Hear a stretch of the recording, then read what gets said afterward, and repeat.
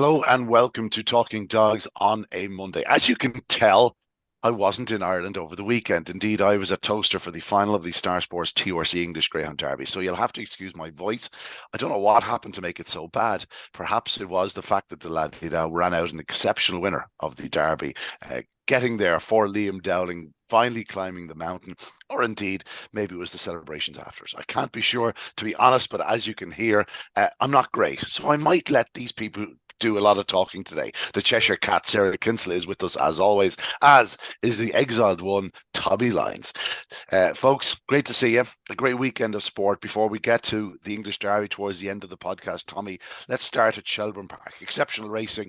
We had quality fare from start to finish. Of course, the Champion Stakes, Champion Plate got underway, but this was very much about the classic action on Saturday night because we had the final of the Corn Cuchulainn and Tuono Charlie, who perhaps at this stage is just starting to show one or two signs of a little bit of tiredness after an absolutely hectic campaign in the last 2 months. But it has to be said, a brilliant run from him and a brilliant run from the runner-up, Ballyhooly TJ. But when it comes down to it, Tuono Charlie, I think, claimed the success he so richly deserved after what's been an incredible 2 to 3 months. Yeah, he did, Ian. And actually, it's funny you say that he signs of tiredness. And I was thinking about this last night because when I watched it initially, I thought the same thing. But it just goes to show you the level we're putting Tuono Charlie on to say that he showed signs of tiredness doing 41:32. Most dogs that run 750 will never do 41:32 in their careers. That's just what you won't do it. And we say he looks a bit tired. If he does, and it's only to a very small degree, he's entitled to. He's won 10 on the bounce. He's won 11 over staying trips, I think. And you know what?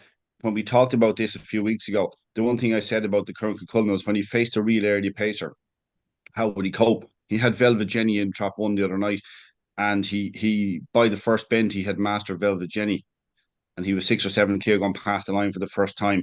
Um, I also did mention a couple of weeks ago that I had been talking to Tom O'Neill about Ballyhooly TJ, and he was talking about what an immense greyhound he is, and the ability was there. He said it's been hard work to get the very best out of him. Well, he clearly has the best out of him now over 750. I would say, looking at that performance the other night, you could nearly mark him down as a banker for the 850 on Derby final night or Night of Stars if they wanted to go that direction, if they were kind of willing to kind of aim him at that, because the pace with which he came home was remarkable. But the beauty of it is, even if we're saying that maybe Tuono Charlie getting tiny bit tired, the 41:32 tells you not only did Tuono Charlie run a cracking race, Ballyhooly TJ ran a huge race to make up the ground he did. So I think Droopy's comrade back in third he's beaten 10 and a half, nearly 11 lengths. He did what I said last week. If you watched him again at the bends, see what he did. He checked really wide and gave away an awful lot of ground. And I think that's going to be him forever, if you know what I mean. Spoke to Fraser during the week. I hadn't spoken to Fraser in probably a couple of years. It was great to catch up with him. A true gent, and he was chuffed to have a dog in the final of a classic again, Droby's comrade, and we'll actually get to Fraser again in a little few moments. But he said whatever it is about that third bed in Shelbourne Park, he said he just never run it. He said from the very first night he ran there, he could just never run it. And again, it was caused by what happened at that first bend, which is the third bend he's referring to, then checking off because that's the way it is. But he says he'll probably just never get out of it. That's probably him at this stage. That's So, that's exactly what I was saying there. It looks like it's him forever. It really does. But there will be a night or two or more when everything goes right for him and he shows how good he is, because he could be.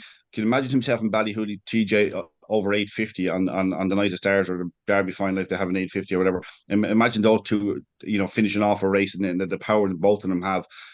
It will be fantastic. But let's not take anything away from Tuono Charlie. To win as many as he has and to do it in the style he does is just phenomenal. He's just a joy. He's like, I mean, the beauty of the race the other night as well, and I suppose maybe we shouldn't bring it up, but what that Ballyhooly TJ went clear into the escape as well. You know what I mean? He's chasing hard for the whole 750 plus the whatever extra yards into the escape. He's chasing really hard. He's there. Tom O'Neill has done a great job on him.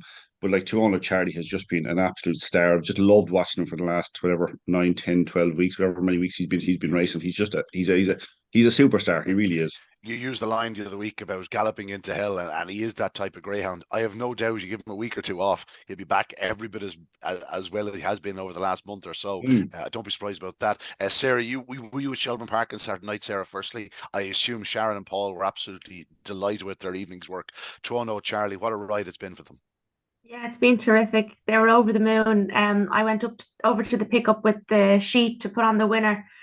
And as we all know, like it's hard to tell when you're in the middle of the track when they're on the line together. I was pretty confident Charlie was up, but we just had to wait for the official result. And Sharon came running over, like just ecstatic. She couldn't speak. I interviewed her, and her owners were there. They took a 4-hour train journey and then a 3-hour boat journey to come over. This is their first big winning a classic as well like this. It's one of the guys I was talking to, Paul. They got this dog, I think, for his son-in-law, and it's their second greyhound they've ever owned, and they're having such huge success like this. So it was pretty special for them. And we interviewed Dave Perkins, I think his name was, one of the other owners, and he had the trophy in his hand, and he was going to celebrate well into the early hours of the morning. So look, I'm thrilled for them. The track was heavy, guys. Like I was there, the paw prints going down into the sand, it was very heavy, and talking to people on the night. So it's easy to see why Charlie, I'm not even going to say he struggled coming home. It was just that Ballyhooly TJ was eating up the ground behind him. And then it was 11 lengths back to the neck one. That would make sense, Sarah. I suppose when you look at the clocks through the remainder of the evening, and given the fact that Ballyhooly TJ is so strong, that could have been the somewhat leveler. And that does make sense. And yeah, maybe my initial sort of signs of tiredness could be a bit wide of the mark. Again, it'd be no surprise to me to see him do 41 seconds in 2 to 3 weeks' time. We've given that option. There is a new 750-yard competition coming up at Tralee worth €7,000. I assume they'll eye up that. I'm sure Ballyhooly TJ will certainly be there. It's in the right part of the world for Tom O'Neill. But it's good to see the stayers getting a chance, Sarah. And when you see top class staying racing like this, it's just different class. Yeah, it really is. And the race was actually quite early in the card for a final. We usually see the finals later on, but there was just so much on the card. Not to mention Taylor Swift, only a stone throw away from us. So there was a lovely atmosphere in Shelbourne. A lot of people coming and bopping along to her tunes, watching the racing in between. I know my 2 nephews went in for racing for the evening to do a bit of both. They were singing along to Taylor. I was surprised by them. I didn't think they were Swifties. There you go. But no, it was brilliant. And a few of the lads, like a lot of the younger lads in the game or in the car park, you know, when you can park along, there's a walkway for dogs. They were all standing there, you know, watching Taylor Swift instead of going in and watching the race. And some of the lads, I was putting them to shame. So I was. Yeah, it was something I experienced on Friday night. I brought my small too, and they were absolutely chuffed with themselves with the binoculars out watching Taylor. You could see the big screen from Shelbourne Park. Given the way the Aviva is almost like that sort of the old toilet bowl, you can sort of see the dip on this side, or bedpan, should I say? Let's move on. A fantastic Corn Cuchulainn. Great to see Toronto Charlie, you know, justifying his billing as sort of the best stayer in training. And I dare say his winning ways aren't just over yet. Wherever he turns up, he'll be a pretty hot favourite. You know, even the heavy schedule hasn't put paid to his unbeaten record, and that continues. We look forward to seeing him again. We also look forward to seeing Ballyhooly TJ and Droopy's Comrade, those two in particular behind Toronto Charlie, all very talented stayers, and I'm sure it won't be the last time they will clash. Let's get into the Champion Stakes action. As I said, we have a lot of ground to cover, and we have a little extra treat for you today, so we'll get it over the line quickly enough. Let's start with the opening heat. Knockeen Dazzler, Sarah, the Kirby Memorial champion. I think 550 yards is going to be okay for him. I think the longer run to the corner is ideal. The fact that Why Bonnie Lad absolutely rocketed out from the inside, Knockeen Dazzler was on his shoulder, pretty sharpish, and took over on the sort of between the first and second bends to go on and land the spoils. I think it was mighty impressive. I think Daniel O'Reilly can start dreaming now of further glory with Knockeen Dazzler. It's safe to say, having opened his account at Shelbourne Park, that I think he's suited by the place. God, yeah, you are. I was talking to them straight after the race. They were absolutely thrilled because he hadn't won in Shelbourne yet. And I suppose the monkey's off their back now with that, because you needed to see if the dog suited the track and, you know, with the Derby and everything. So I'm delighted to see him run like that. It was a long time coming. It looked faster, but as I mentioned, the track was a bit heavy, but 29.78 is still an excellent time for the 550. YI Bonnie Lad, yeah, like last week, when he came out through the bars and ran so well, I was like, this is the YI Bonnie Lad we all know. So dare I say, I was a little bit disappointed that he was beat. Maybe there was something amiss. We'll find out from Robert Gleeson. But I know Fidget was a non-runner. She's in season now. JT Craze was a non-runner. Not sure what the issue there was, but still an excellent champion stakes. It's full of high class dogs, because with the English Derby and everything going on, we weren't sure what kind of an entry list we were going to get. But I tell you one thing, you couldn't be disappointed. It's a little bit I never like competitions where it's first two to qualify. I just don't. I think it's really hard on people, but sure, look, that's the way it goes. Dale Road Duke ran a cracker to be length and a half in second. But Knockeen Dazzler was the star performer after Charlie, of course, on the evening. And a quick shout out to Hanover Phantom as well. And I forgot to mention him. He had a tough week. Declan McDonough with him. So I'd say he's going to have a break now, and we'll see him back for the Derby, please God. Okay. Knockeen Dazzler, 29.78, as you said, track run a little bit heavy. I suppose once Boy Eye Bonnie Lad was headed as early as he was always going to be vulnerable, Tommy. You'd be forgiving him, but we do have to remember it's going to be a November Derby, and while the track is often running very, very well in November, in fact, I remember some of the very best times. I think the clock went in November. I think the current clock went in November. So, again, just don't be surprised now if there are fast times, but there will be nights where it'll be heavy and rainy and wet and windy, and so it's worth keeping in mind looking ahead towards the Derby. But Knockeen Dazzler, I think it was just a very, very encouraging display, Tommy, and certainly one that encouraged me going into the Derby. A couple of things that might add to the complexity of the Derby, the number of rounds you have to negotiate, and the fact that if the ground will change a bit, maybe over the course of the few weeks during the Derby, that it might make it tougher just to get through a Derby for an early pacer. It's just worth keeping in mind. Secondly, Connection to Druby Fidget must be delighted as she came in season. Now this is a great timing if you're thinking about going for the Derby. You'd be nicely out of it. And Knockeen Dazzler, I'd say they're very tempted to breed her though. Just given her breeding and the fact that she's also a sister to the dog of the year in the UK last year. Look at her record. I don't know. It's touch and go now whether we'll see her again. I don't know. Well, yeah, but if they do wish to, as I said, the timing couldn't be any better. Timing couldn't be better. Knocking Dazzler. I meant to ask Robert now, but when I was chatting to him at 3:30 in the morning, he seemed in good form. Yeah. Yeah, you two of your horse, I'd say. Knockeen Dazzler, what I liked about Knockeen Dazzler's performance the other night was I liked the line he took at the first bend, actually.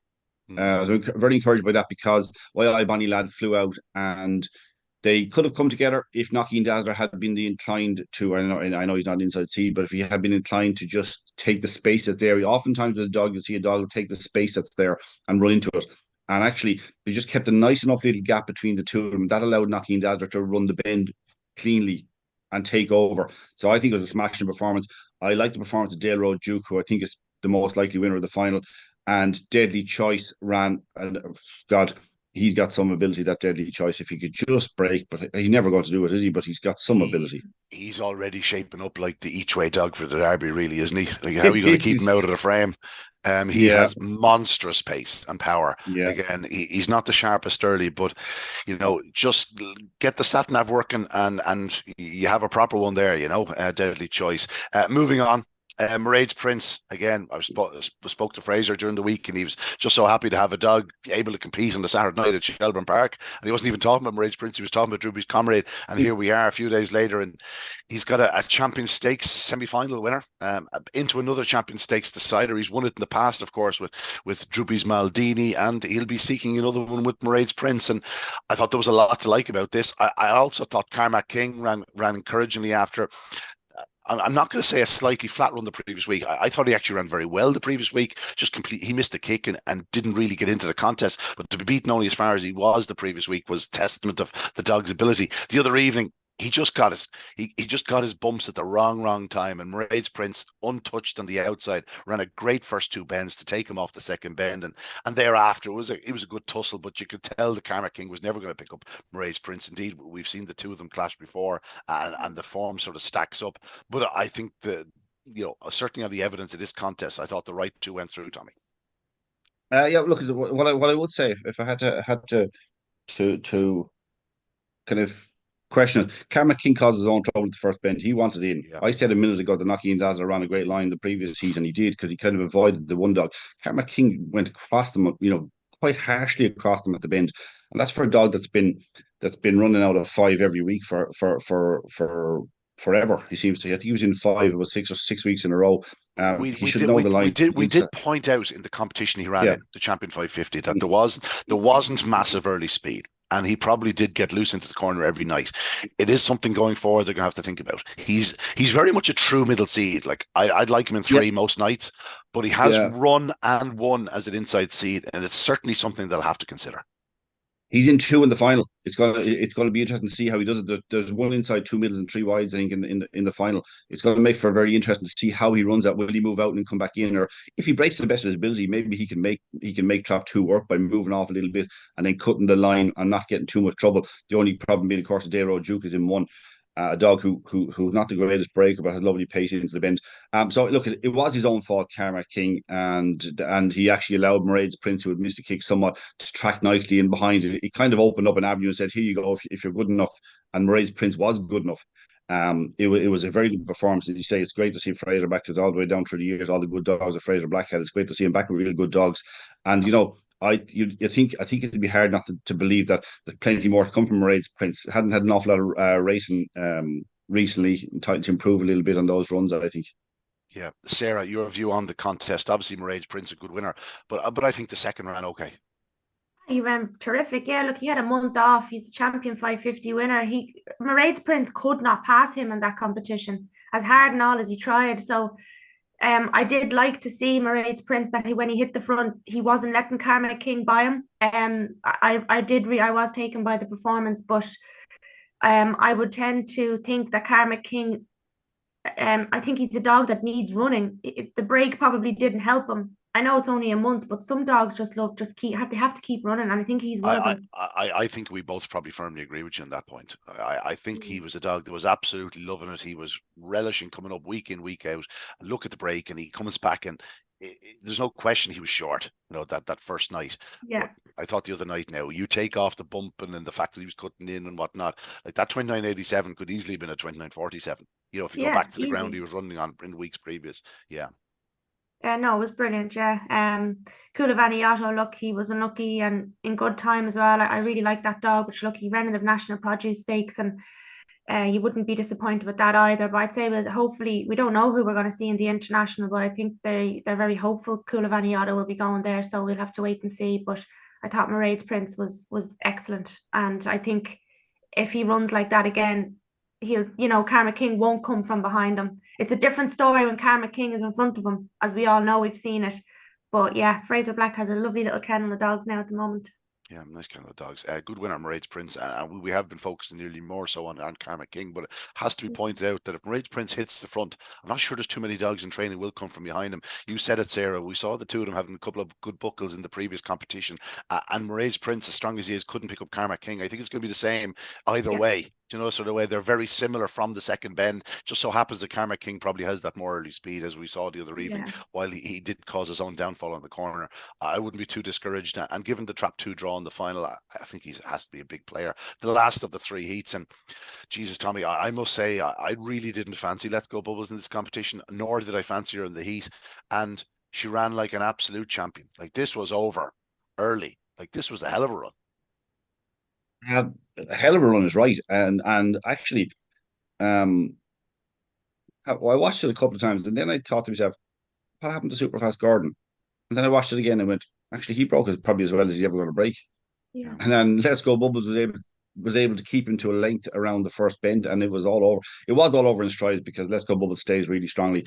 But it was a huge performance, an absolutely huge performance. Loved it. I really did. I mean, Droopy Dell had been in great form, and Ballyhimmick and Rex had been in great form. I mean, this was a proper race. And the way she broke, and the way she ran the first bend, and the way she stayed, as we know she does, there's nothing to crab it. The only one thing I would say, you were talking about Karma King, and obviously all McKenna doesn't need me to be telling them what to do.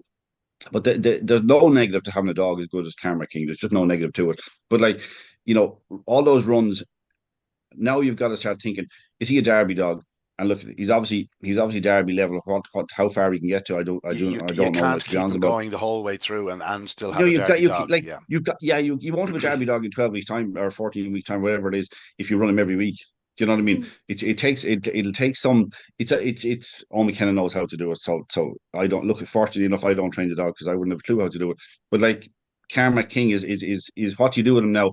This is obviously a good prestigious competition. It would be lovely to win it, and he probably has done a great job in terms of, you know, this will be his third run next week in the final, and he's probably pretty close to pretty, you know, he won't be quite at his peak, but he'll be pretty damn close to it, and he'll be able to do himself justice, whether that's winning or finishing second or third, I don't know, but I would imagine that it's kind of picking your battles, kind of, you know, over the course of the next 3 months or so, just to try have him peaking again back in November, because it is a very strange year.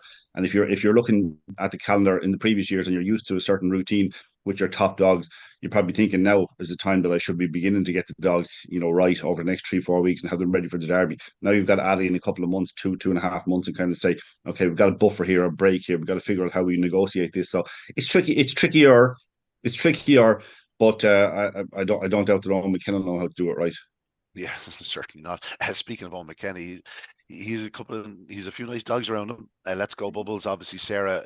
This family has done nothing wrong for him anyway. A half sister to Susie Sapphire, and by the looks of it, she really is coming into form. Yeah, I'd say it's a shame for her that the Derby's not starting in a couple of weeks' time, because she just seems to be a bitch that's just absolutely loving life at present. This was a hell of a run. Not Broadstrand Bono, Superfast Gordon, Broadstrand Bono's a sire. I thought he ran a hell of a race in defeat. I'm not sure he wants to be out that far. I'm not sure about the seeding. I think if he was mine, I think I'd still want an inside seeding on him. Now, as it is, he's in 3 in the final, like Carmack King. It's worked out for the better, even though, you know, you want the seeding would suggest he was going to be drawn wider. I think 3 will be fine for him in the final.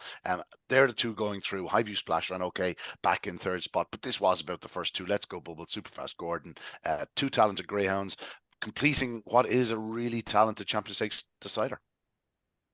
Yeah, it's brilliant. Like, I couldn't split when I was doing the card for the Irish Daily Star. I couldn't split Let's Go Bubbles and Highview Splash. That, to me, that's the way I was reading the card, and I put up Highview Splash, and the way he'd been running lately, he was coming back to himself, because I know Jerry's had a few problems with him. So I have to say I was disappointed with him. He faded a bit for me. Maybe the track was a bit too heavy for him or something, or I don't know. But Let's Go Bubbles ran outstanding, considering how she'd ran. Was it the consolation of the Oaks that she won, wasn't it? She ran terrific that night. And she was 6-1 on Saturday. I don't think we'll ever see her that price again in a contest like this. I thought that was a brilliant price. But anyway, she ran terrific. She could be that price on Saturday. Maybe she will. I don't know. Yeah. But I just thought it was a great price. Yeah. Yeah. I know McKenna was delighted. He's a fabulous kennel as well. Like, his dogs are flying down in that Callaway Ganeri. Down in Cork, and mixed up with all the tracks now. But Let's Go Bubbles. He's building quite a kennel. Just while I'm on the subject, he trialled an Unraced Greyhound on Friday night at Shelbourne Park. I was watching the trial with two kids, and this dog called Yorkie Ollie popped out, led all, and I'm watching the trial, and my two kids were having picked a dog each, and down the back straight I thought it was in the balance. The second one seemed to be closing a little bit, and then all of a sudden he just stretched away. 15.90 off of 2:06, 28 seconds, Unraced Greyhound, son of Magical Bailout of Outdoor Roller. And yeah, a full brother to Scaglietti of all dogs. He's only 66 pounds, but he's a lovely fluid mover. That was his. I assume that was his last trial as an unraced puppy. I assume we'll see him racing soon. Clearly very fast. Can you name anything that ever trialed faster as an unraced puppy in Shelbourne Park? Oh, Did God. Liam Dowling have a dog? Liam Dowling had a dog there a couple of years ago. He had a bitch. Bitch, yeah. Was it Ballymac Arminta? No, Ballymac Ariel trialed in 27. Oh, yeah. 27.92, her last qualifying trial. That was a tangent. Let's move back, because we have a lot of ground to cover in a space of half an hour. The next we're going to talk about is the Champion Plate. Obviously, we won't be putting in the same details here, but lots to like about the 3 heat winners: Brunswick Bullet, Glencar Martha, and Scooby Countess. Very different types of victories. Brunswick Bullet and Glencar Martha. Brunswick Bullet, nice and wide. He's very strong. We spoke to his owner at Toaster on Saturday night, Dave Lawrence. Good group of real greyhound men own this dog, Brunswick Bullet. Very strong. He was picked up over 5 5.75 the previous week, but that's not because of stamina issues. It was because he just gave away the ground on the corners. Seemed to run a little bit better, a more of a truer line the other evening, and in the end just proved too strong, Sarah. Yeah, no, if I remember right, I think there was a good few different leaders in this race. It was a bit of a messy one. Sonia and Grande and Miami King were sort of disputing it, but they got in each other's way around the last two bends, Yeah, and Brunswick Bullet came high, wide, and handsome and got up in the closing yards. yeah, because as you look at the results, like there's nothing between them. It was a blanket finish. Like, you know, it was only a length and a half, a length, a neck, and a half a length. So it was a bit of an odd one. But yeah, I'm very taken by that one for Adam, 29.99. I think we'll see a lot more as he races more. You know, we'll see a bit of improvement from him. But yeah, like it was a brilliant performance. Actually, Hawkfield Abbey, much shout out to Keely McGee's nan passed away. So that would be Jamie's great grandmother. It'd be Ginger's mother-in-law. So we send our condolences to the family. We sure do. Tommy, Brunswick Bullet, a good winner, but in the second heat, Glengar Martha was very much an away and gone type success. She's brilliant first time back at the track. She really does love it. She loves to be sort of just kept interested, and bang, away she went. 29.77. She sets the standard in champion place. If she produces a similar start in the final, she'll be hard enough to beat. Brunswick Bullet just saying he just probably gave away 30 spots on the bends. The first bend he kind of was going to run it nicely. He looked like he was going past the tree off the Abbey, and then kind of gave away about half length, 3/4 length, and then went for a fully inside run around the third and fourth bends, got forced to check and actually flew home again. It was actually a better performance than it looked. Glengar Martha is this harsh? Am I being harsh here? This is probably the type of competition that really suits Glengar Martha. I'm not sure the 4 or 5 round kind of competition suits Glengar Martha. I think she's kind of very good. Her form in early rounds is always very good. Yeah, you know. Yeah, it is. And like it was at the Oaks last year, she got to the latter stage. Was she in the final? I'm not sure, but yeah, generally, you know, the 2-3 run competitions would be much better for her. It can be exceptional, not just good. It can be exceptional. Her early round kind of form. She has that ability. She's a top. In terms of pure just out and out ability, one off races. She's close to the best bitches in the country. She's probably very, very close to the top bitches in the country. So I'm not surprised at that performance. I'd like to see her win it, I'll be honest. She was a finalist in the Champion Stakes earlier in the year, but or not Champion Stakes, the Easter Cup, but it was worth noting that her best form was in the earlier rounds. Yeah, no, she's so talented. Lots to like about her. Moving on to the third of the heats. If I have so many tabs open here, there was so much on over the weekend. Bear with me. Scooby Countess. Again, I've said it. I'd say I've said it ad nauseum this year. That every week, she just seems to be coming back to herself. Sarah, I think she's back to herself. She's back to herself. She ran brilliant. Actually, just on Glengar Martha, she should have really been in the Champion Stakes. But anyway, that's a different story. Scooby Countess ran terrific. I was speaking to Jennifer O'Donnell, another lady whose kennel is flying. She is qualifier down Tipperary Cup, which we'll talk on later. But yeah, very, very good. Loved the rails. Loved the trap draw, trap one. The Bold Falcon probably had the opportunity to take up the running, but just didn't have the pace. And Scooby Countess, once she was in front, that was it. Good luck, good night, and goodbye. 5.5 lengths. I thought she was brilliant. Yeah, the Bold Falcon broke fast, but we've seen his issues. It's getting to the corner, and that was the issue with him the other night, because he broke wonderfully, but just didn't have the early speed of them. And this wasn't a contest blessed with massive early speed, you know. So that is going to be an issue going forward with him. Just keep that in mind. He's very, very strong. I think he's going to be a real good 600-yard dog. But no, Scooby Countess, Tommy, great to see her back to winning ways. She looked a star at the back end of last year, and we were sort of waiting for her to develop into a real Oaks contender this year. And she actually went out very unluckily in the Oaks this year, when she seemed to be really finding her form. But I think it's safe to say now she's getting there, and I think we'll see plenty of her in the next few months. Yeah, missed kick, showed lovely pace, went up along the rails, slightly off the rails at the bend, and was probably helped by the fact that the Bold Falcon was there to kind of keep her in a little bit. Could have given away a bit of ground at that stage had she not had some help just to keep her in a little bit. But the pace down to 2 to 3 was impressive, and that to me is where the race was won. Very impressive. Champion plate final, 3 dogs, 3 bitches, Scooby Countess, Hawkfield Abbey, Carrickino, Esmond Swift, Glengar Martha, Brunswick Bullet. Much will depend on how the ladies start, and if the ladies start, they could well emerge as the maybe Scooby Town Tess and Glengar Martha could be the two big players. Caracino's capable of better than he showed in the semi-finals, but again, he's just going to need to be more consistent at boxes. The Champion Stakes final, we never got a view on it. It's wide open, folks. Delroad Duke, Carmack King, Superfast Gordon, Mairead's Prince, Let's Go Bulls, and Knocking Dazzler. I certainly couldn't choose between them all at this moment in time, certainly with the head the way it is. Deep thought isn't really my thing at present, but genuinely looking at it, I don't know if you can. You can't ignore the claims of any one of them, Anna. I know that's something we say in in reports or in previews, Tommy, that you can't ignore the claims of any of them. But genuinely, there's not going to be a dog here 10-1. Like, this is a wide open final. That said, the draw is probably kinder for some than others. I fancy Delroad Duke, I'll be honest about it. I don't think he's breaking to the best of his ability, but he has that early pace to get into the bend. If Carmack King being a middle, always been his draw. Yeah, and if he's not a flying starter out of trap one. His record in trap one isn't bad. He's led into the bend most of the times he's run out of it. Not every time. He hasn't always won. He was picked up one night after leading, but he wouldn't be a power pack stayer, but he has the early pace to take advantage if he can break, and that's not certain. But even without breaking to the very best of his ability, he has the pace into the bend, and that might be key because Carmack King is going to be interesting to see what he does. I know what you say that he wants to be in a bit closer, but like he might break a little bit better from maybe 3, 4, 5. You know what I mean? He might break a bit better. Who knows? It's kind of an unknown. Superfast Gordon, I just thought it's funny actually. I don't think Superfast Gordon's very best form is in Shelbourne Park. Now he has a 29.45 in the car from a trial, which is huge. And if he does that sort of run, like, he's going to be a major player. But he's not flying into the bend.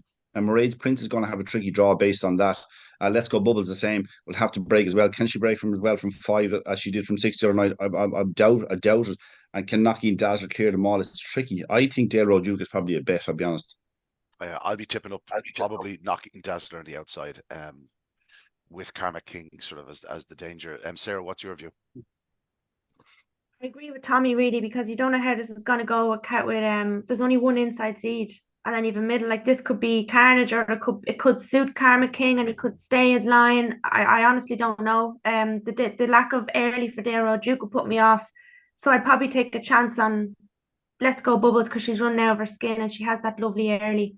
And I think she might just have that little bit of an early boot to just clip them at the bend. But I could change my mind I think the fact that I've sort of nominated 2, you've nominated 1, Tommy's nominated 1, and all 4 are different tells its own story. I think it's a final to look forward to. Best of luck to everyone in the final of the Boys Sport Champions League. €20,000 on offer.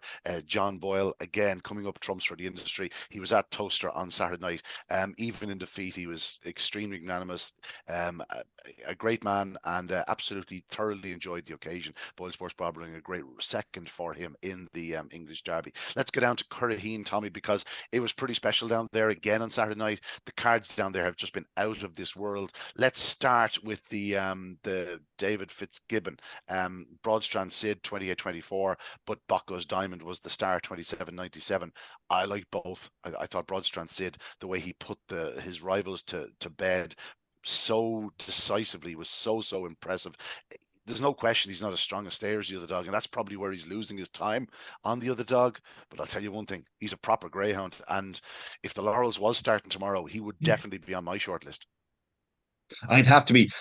He's if he got if he got trap one, he'd be some dog, because he's still inclined to lean over to the left when he's drawn off the rails, and he had to ride a bump. That's going to come very shortly. No, that's probably. But his pace down to third bend was absolutely phenomenal. I don't know what the sectionals were on that, but like, it looks to the eye absolutely remarkable. He might be a grade above what he was up against the other night, and he was sent off a 4-1 on chance, which is unusual. But he's pure class, and I suspect that he's the type of dog that will I don't know. Look, I can't say they will or they won't go for a derby, because he's the type of dog that you could give a chance to in the sense of he's going to be out in front an awful lot of nights. So in an August September derby, you'd be certainly giving him a chance.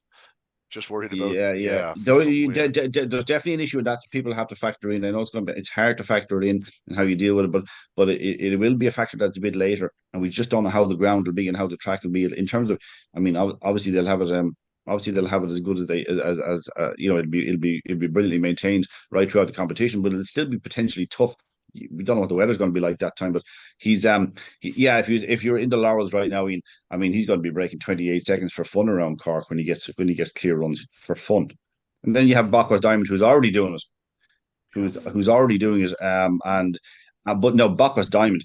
Now, if that isn't the Derby dog, I'm a Dutchman. That's a dog that's absolutely his pace into the bend. He's not flying out of box. He's nearly last out of the box the other night, but the pace he shot into the bend is absolutely a joy to watch. His line. What did you make of his line at the first bend now? His line is his line. The pace he's shown into the corner, he can go wherever he wants. The fact of the matter is, I think he's still a wide seed. He definitely cuts across them a little bit, but like he's still trap 3.5, trap 4. You know. I don't think he's a Curraheen Park dog, if I'm honest about it, and he's after breaking 28 seconds twice. I think he's a Shelbourne Park Greyhound through and through. Speaking to Graham Box and Bev Lockheed on Saturday night, they are absolutely like. They are on the crest of a wave with this dog. They cannot wait to get to see him in Shelbourne Park. Obviously, they had a great night at Toaster on Saturday night. Lenson Bocco obviously won the Derby. They own Lenson Bocco. He's at stud and he's doing okay, seemingly, with the Ladedah and the likes. Sarah, some exceptional racing down at Curraheen Park, but I think the two winners of these heats, Broadstrand Sid and Bocco's Diamond, are two, I'm going to say, exceptional talents. I really think they have a bit of X factor about them. Yeah, I love the way every time we're talking about different tracks, the first thing everyone says is, can't wait to see these in Shelbourne. It's just the first thing. From me, that's just from a greedy point of view. Do you know what I mean? No, and like we all know, some dogs just like Tommy would know at the Cork, that certain dogs just, and it would stand out to you guys like, oh, this is a Laurels dog, or a Limerick, this is a Ladedah dog. Like I'd have to agree with the Bacchus Diamond. I can't wait to see him in Shelbourne. Well, same for Broadstrand Sid. Like he ran a cracker on, because like the difference in his sectionals, the week previous he done a 3:15 on 28:12, then wasn't as fast away, but still had the boot to lead and pull away by 4.5 lengths. Like he was 1-4.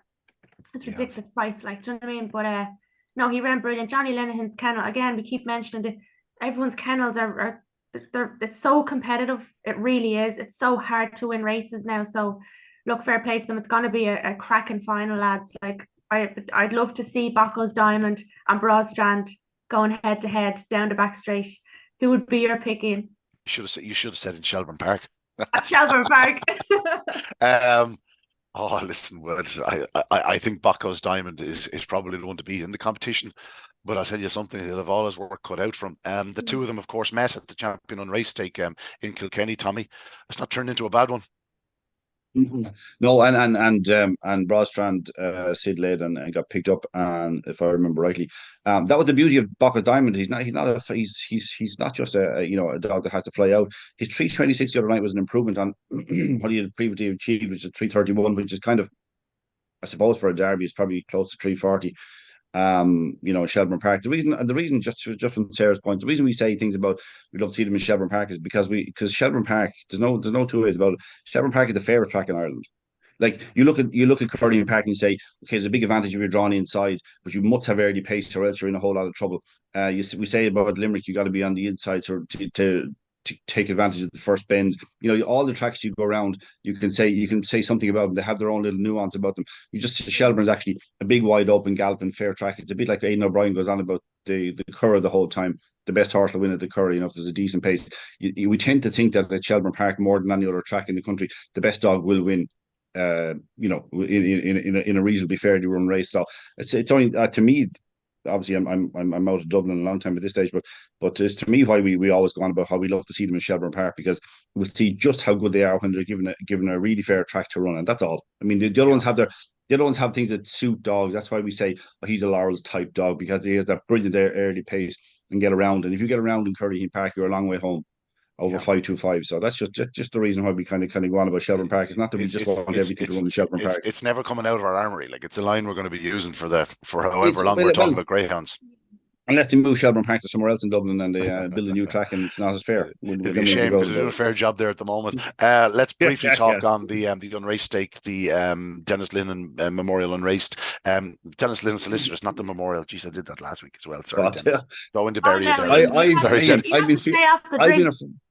I've been afraid I was going to write that so many times. It's ridiculous, honest to God. I think I think I did it last. I think I did it last year with Yvonne Barry Bookmaker Memorial, and I was like, "Oh, jeez, I better not bury Yvonne just yet."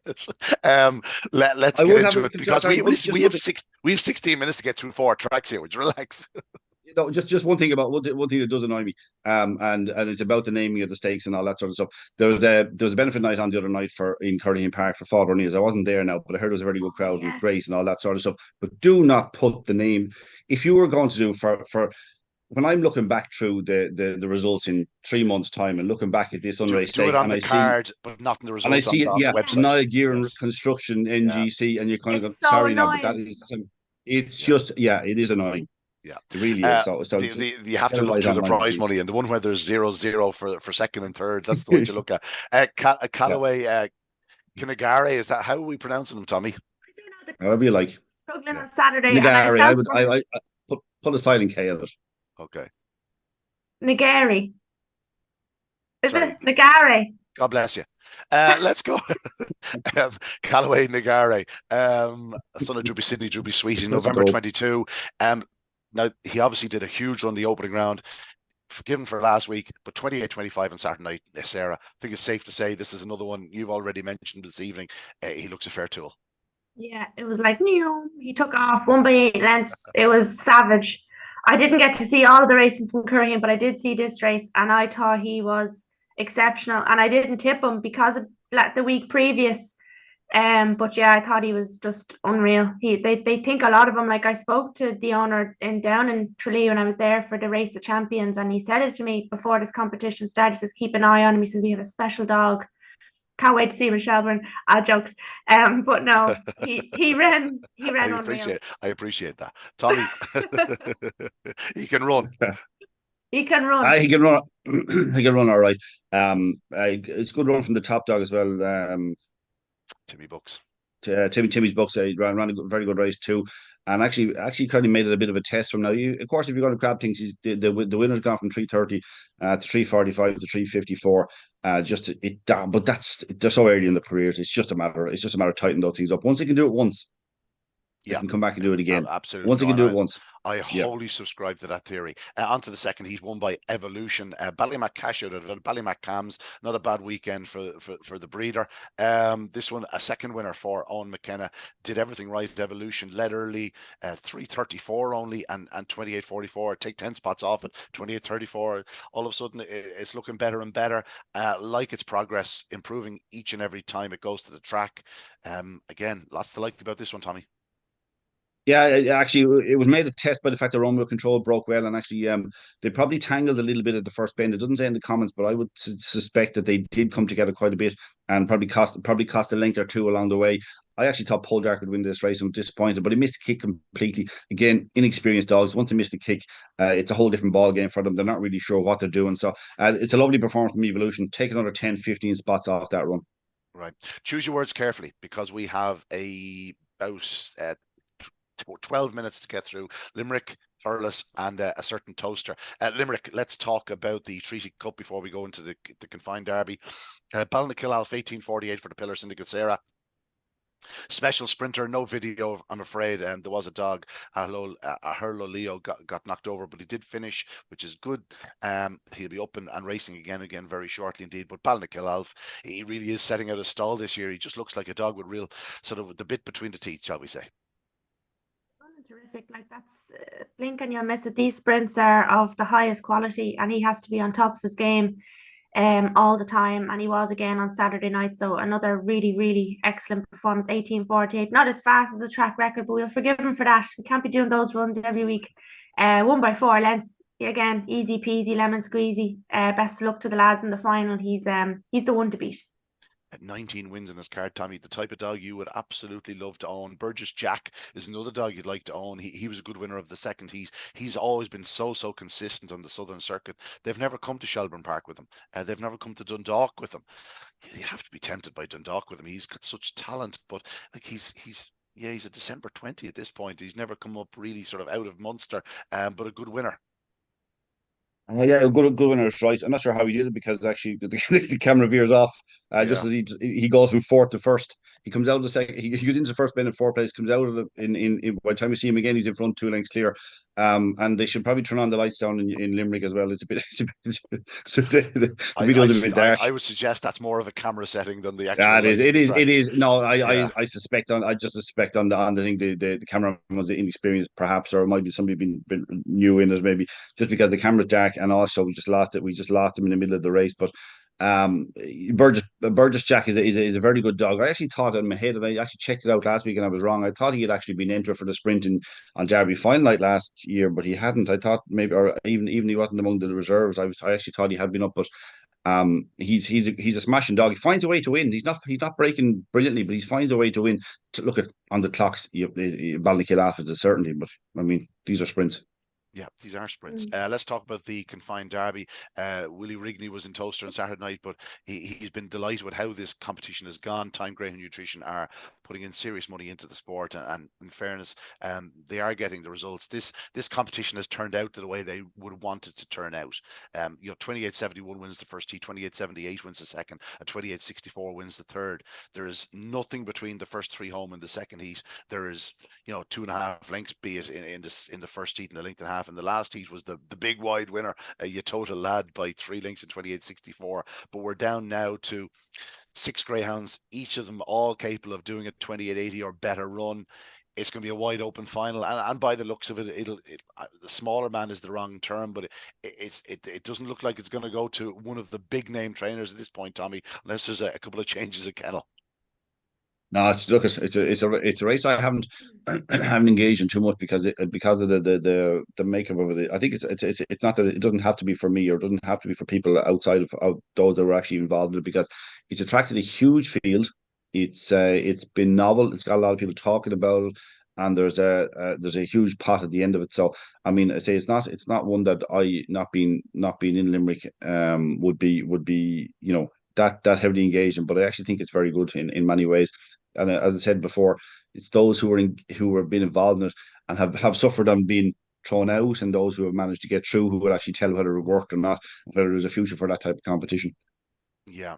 Sarah, you probably won't get a chance to go down to final. It's on Saturday night, you in Shelbourne.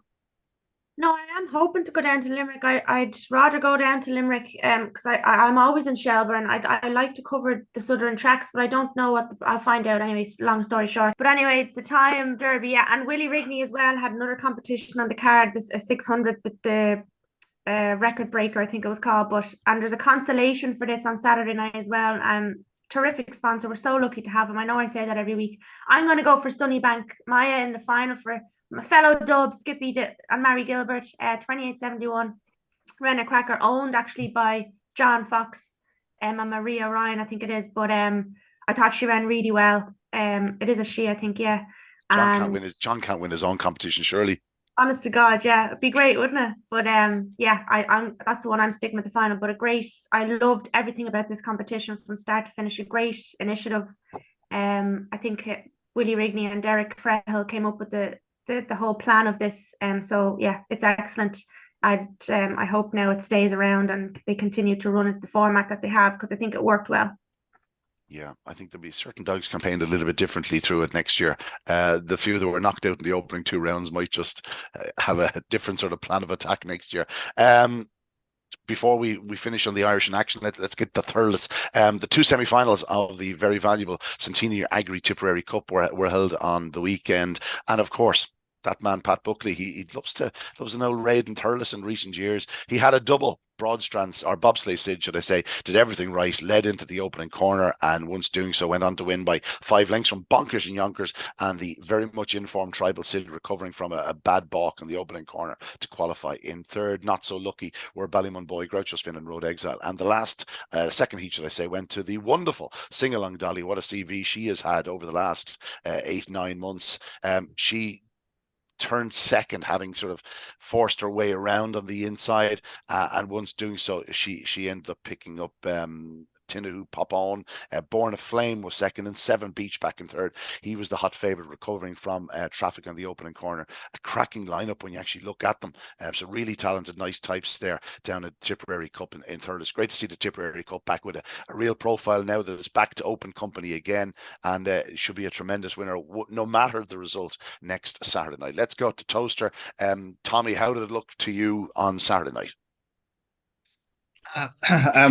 Yeah, look, it's a fabulous winner. He really is. And this is a brilliant training performance too, because there was a time there. I don't think it's unfair to say that we're kind of doubting where the dog might stand after he got knocked out of the Derby at the semi-final stage last year. Just after that, you kind of wondered for a while, where would he fit? Would he be one of these dogs that was almost that level but just didn't quite make it? I think it's a brilliant training performance. That's the key. It's a bit like the Irish Derby. Just gone, or September. I think that to me was one of the best training performances I've seen for a long time. This is close. It's excellent. It's really good. The Ladedah is a serious dog. Now, obviously, the final itself, it was a 5-dog race in one way. With the fact that King Memphis missed it completely, and he would have been he would have had an impact on the race. I mean, I thought the winner, the Ladedah, had a terrible draw because King Memphis was on the left hand side of him, had the early pace to be in front of him. He had Churchfield sit in 5, potential to be sandwiched in between them. But when King Memphis missed it completely, in fact, the 3 inside dogs kind of missed it. It allowed the Ladedah, didn't allow the Ladedah. He did it himself because he had the ability. He was able to turn second, and it was all over. Good night, Irene, because Churchfield Sid is a lovely early pacer, deeply consistent, really likable type Churchfield Sid. But once the Ladedah turned second, it was all over. But I would say, and this is the old toaster factor again, there were similarities between what happened to King Memphis the other night and what happened to Swords Rex last year. Swords Rex utterly dominated the Derby last year and then missed it in the final, which was a real shame because he had been so dominant. King Memphis wasn't dominant to the same level by any means, but he had been exceptionally good through the competition, had done the track record. But the beauty of this performance by the Ladedah is that he equaled the track record as well as everything else. Now, they're not that wildly important. I find with tracks like Toaster, where things can change pretty quickly in terms of how the track runs and whatever else. I don't think that the track records are wildly important, but it's just confirmation in some way of quite how good the Ladedah is. Like, he's exceptionally fast. In fact, Boyle Sports Bob, he broke as well as he ever did. Paul Hennessy could do no more with him. The dog just didn't have the pace to hold his position between the first and second bends. That's where he kind of lost his chance of maybe having a deep impact on the race. He ran a cracker to get second place. But it's just that little bit of lack of pace between those 2 points. I mean, Paul Hennessy and the team did as much as they could with him.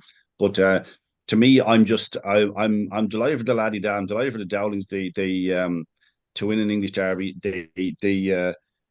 I'm still a bit sore about last year in the Irish Derby, but I'll probably get over it at some stage. You and me both, brother. The whole world seemed to be congratulating me on Saturday night, thinking I had sort of backed him for fortunes and whatnot. I had a nibble. We had left it behind in the Irish Derby. He's trap 1 in the Irish Derby semi-finals. You think this dog is 8-1 on to get through to the final. So anyway, didn't happen. Anyway, that's that. Sarah, a tremendous winner. We've known for how long that he's certainly amongst the very fastest greyhounds we've seen, and certainly over the last decade. Like that run picking up the Droopy's Flight Line, the juvenile Derby last year, will live with me forever. I thought it was absolutely phenomenal. The only dog to inflict a defeat on Droopy's Flight Line, in fact. And that night, he really did hand it to him. It was unbelievable. We've known how fast he is. Yes, he can be inconsistent in boxes, and he didn't take a flyer the other evening. But when that gap opened up in the opening corner, good night, Irene.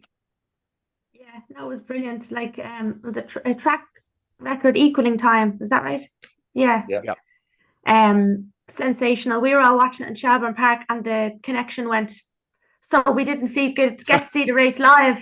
The connection went in the owners and trainers lounge. Everyone was just like, and then it was like, oh. I have a feeling that wasn't just in Shelbourne. I have a feeling that was it worldwide. Happened to Mum and Dad at home as well. Yeah, it was the track. Yeah. So some people were watching on their phones. They were all scrambling around. Absolutely unbelievable. Liam Dowling he's just a gentleman. They've such a professional outfit down there. It's terrific. They deserve this success. He's been chasing this for so long. He deserves everything he gets. He's just, it's a wonderful, and to go and do what they're doing, like all of them, not just Dowling, like the whole team of Ireland going over there. moving your life over there for weeks on end, settling into new kennels, adjusting your life. It's a big thing to do. So well done to them all. I know we're stuck for time, Ian. I want to just wish everybody best of luck in the Pat Curtin Memorial in Mullingar. Brigadier Jackson, the Savage finalist, is in there. And the sales, I was at the sales on Saturday. And I'd love to hear people's feedback, because obviously it was the first time we're covering it. We've new social media accounts. Well, we're going to finish off with the English Derby again. I was lucky enough to be in the company of John McAuliffe, Kevin O'Connor, and Stephen Hanrahan. John, of course, has worked with Liam for a few years. This was Kevin and Stephen's first dog, the Ladedah. They're son-in-laws of John. They were there with their wives, Shauna and Lisa, and their two kids, Ronan and Mia. It was great to see a family just come together on a special night like this. They celebrated long into the evening. The trophy, it seems the world actually got a picture with the trophy, which I suppose is what it should be. You know, you should celebrate on the night in the track. Shane Dowling was in rare form. Jane was there, Helen there, Liam was there. It was just a very, very special night at Towcester, and my heartiest congratulations to the Dowling family, and of course to John McAuliffe and his two son-in-laws, Kevin and Stephen. A wonderful, wonderful night, wonderful, wonderful English Derby, has to be said from start to finish. My congratulations to all involved with both Star Sports and indeed Towcester. Kevin Boothby did a great job. It was a derby that went off without a hitch, and so many people were predicting that there would be hitches through it, but it went off absolutely seamlessly. And my great thanks to all involved on Saturday night for making it a very enjoyable evening, mostly to the Ladedah, because he's after winning the 2024 Star Sports English Derby. That's 5 of the last 6 for Ireland, and 1-2 yet again for Ireland. Boyle Sports Bob ran an incredible race, as Tommy alluded to, in defeat. John Boyle was there. I saw him shaking hands. He was extremely magnanimous in defeat. Congratulations again to the connections of the Ladedah. A wonderful way to finish off today's Talking Dogs on a Monday. We'll be back next week. Best of luck to anyone with the runner in the Champion Stakes or Champion Place at the weekend, or indeed the Tipperary Cup, the Confined Derby. So much going on, and of course that action in Corrine Park. You got to tune in. You're certainly going to be on the ball, though. That's the main thing. There is so much going on. My thanks again to Sarah and to Tommy. Stick with us. We might have a little treat. Yes, well, I'm glad to say I'm joined now by Liam Dowling, the man who was responsible for the Ladedah landing the Star Sports TRC English Greyhound Derby at Towcester on Saturday night. Liam, you have been chasing this for a long, long time. It's fitting that we're speaking to you behind the steering wheel at the van. You've been known for all the mileage you've done through the years. Every mile of it was worth it over the weekend, I assume. Yeah, without a doubt. Listen, look, it's fantastic. We're probably chasing it 11 or 12 years in. And to get this reward this weekend is just brilliant. And I think everybody's over the moon. And I think he was a deserving winner on the night. He certainly was. I remember thinking that Ballymac Vic was amongst one of the most unlucky derby losers of all time, to go then so close with Ballymac Taz a few years later in Nottingham. Did you ever think, geez, maybe it's just not my turn?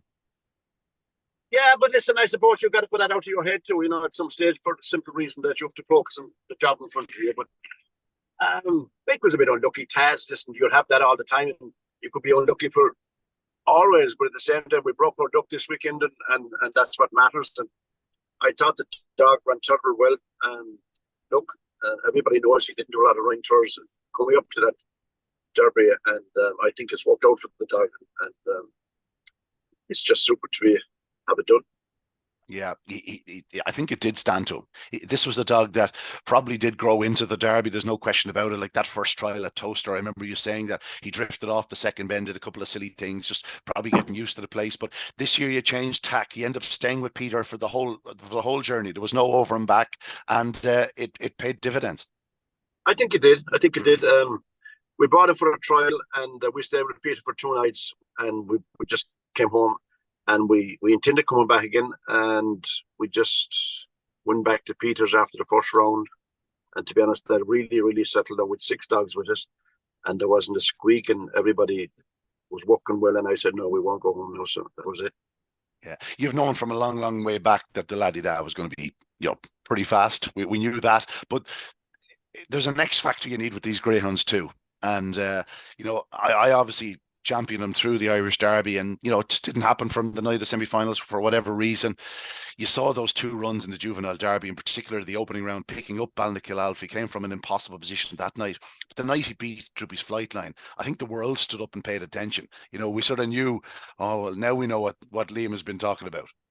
Mm.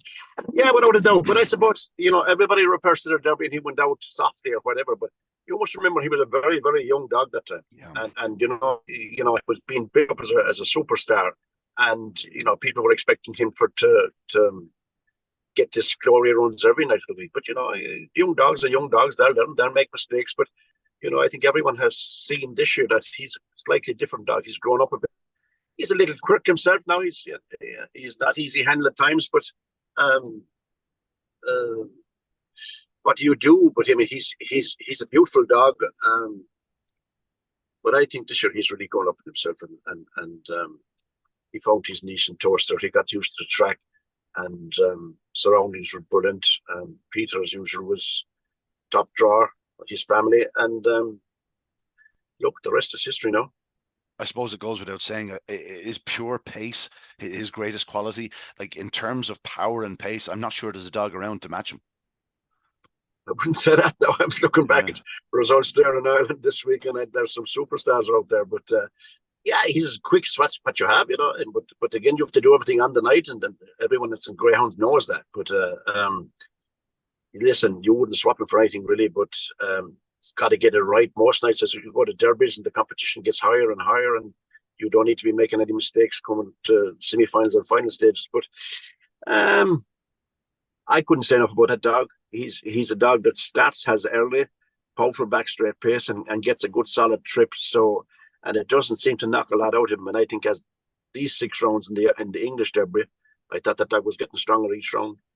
To do 28.58, and let's get it right. He didn't take a flyer or anything like it. Obviously, King Memphis walked out, and that made his task somewhat easier. Not because he wouldn't have had the pace to beat King Memphis, but because it meant he had that extra yard of space into the corner. He cleared the inside 2 pretty handily, it has to be said. On the opening corner, you must have been in clover thinking, just avoid running into the dog in front here. You're away. Yeah, and I think the dog in front, to be fair, stayed middle course, and he hung the rails. And once he came off the second bin, I said, "Listen, look, you must have it now, but you can't. You can't be." We've all seen the video. You waited until they were about 50 yards from the line before swinging the jacket around your head. In actual fact, Ian, I don't know who had the camera on me, but I actually jumped up in the air at the second bin, and I was waving that cord all the time.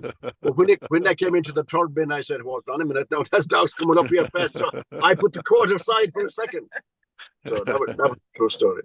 So Liam, obviously, you'll sit down and make plans and whatnot for the dog, but I assume he's going to get a small break, but he'll be kept busy still, I'd imagine. Irish Derby very much in the mind, but anything before then? Yeah, I know somebody asked me that question yesterday, but look, he's going to get his 6 or 8 weeks off now, get a rest, but I won't keep him totally idle. We'll probably give him a spin or 2 in Shelbourne, maybe after 6 or 7 weeks, and keep him ticking over. But the derby is obviously the main one. Any interest in Dundalk before you give him a break? No. Okay, it has to be asked. I had to be asked. John McAuliffe is obviously part of the syndicate. John has worked with you for many years, but for his son-in-laws Kevin and Stephen to be involved in this is effectively their first dog. It must be an unbelievable, sort of a roller coaster with them boys. It is, yeah. We met him yesterday for a cup of tea and a sandwich, and sure, they weren't fit for much yesterday. I put it like that, sure. But yeah, listen, look, John has worked for us for years, and behind the scenes and this and that, Superman. He got the lads' interest in this dog, and he said, I want to buy a pup. I said, John, the field is full of pups going away. And himself and Shane went over, and they picked out this dog. We reared him, schooled him.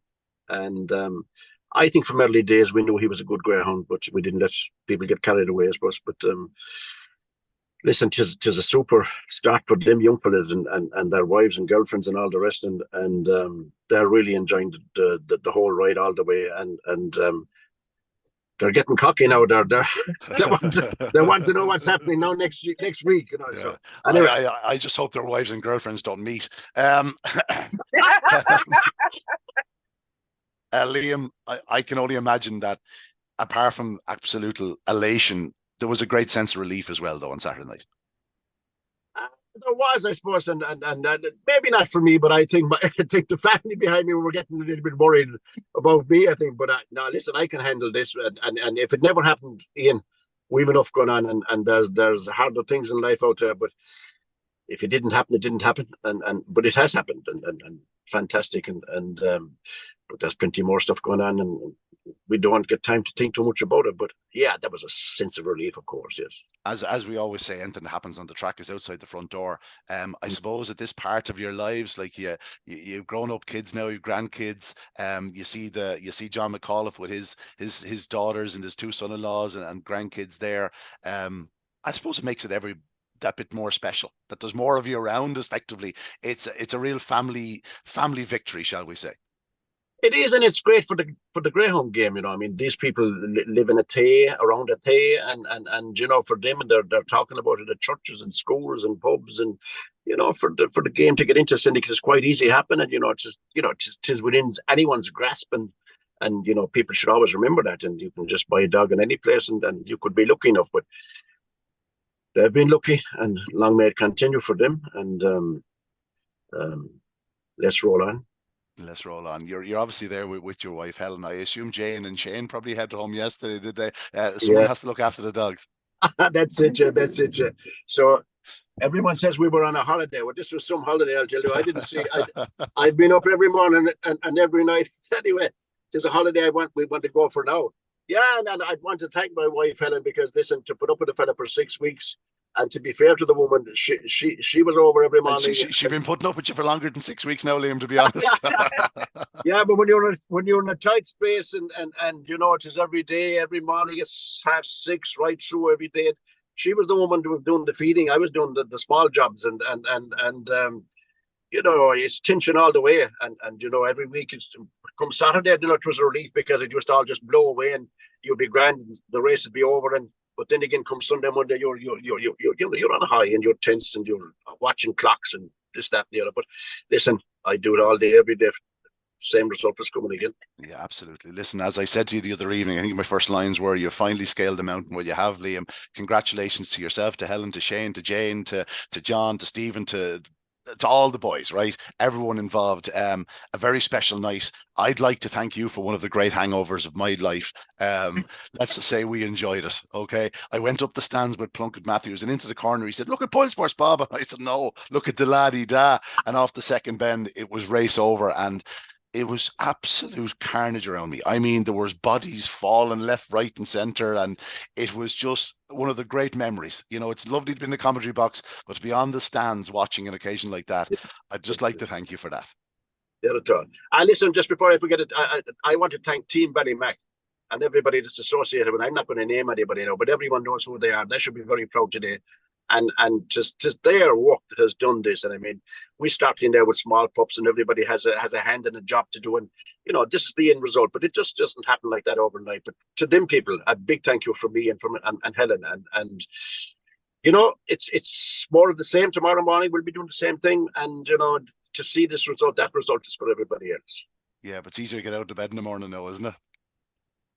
It will be for a while, I hope, yes. If I could get a week off now, I would definitely spring out of the bed the following week, but that won't happen, I'd say. But anyway. Listen, Liam, just keep up the good work. What you've achieved in your lifetime in greyhound racing is remarkable, and I'd say there's a few chapters still to be written. Like, after winning this now, this is one of the real sort of dreams. What's the next big target? You know what I mean? You've won derbies on both sides of the Irish Sea. Is there something that's still left to be checked off the list? I think my wife said to me this morning, the first words out of me coming out of Toaster Gate the last evening was, I said, I want to come back again now next year. I said, I've won it for a syndicate, but now I want to win it for myself. So that didn't take long, did it? But anyway, so there you go. So we look out for Team Ballymac next year, right? Team Ballymac. In the meantime, best of luck to Kerry in the All-Ireland. It's nice for you to come up to Dublin and get a bit of silverware. Who knows what might happen? Yeah. Pity about the Dubs though, wouldn't it? You know what, Liam? You can't win them all. Liam, Helen, good luck. Safe travels. We'll talk to you soon. Thanks very much indeed. Bye.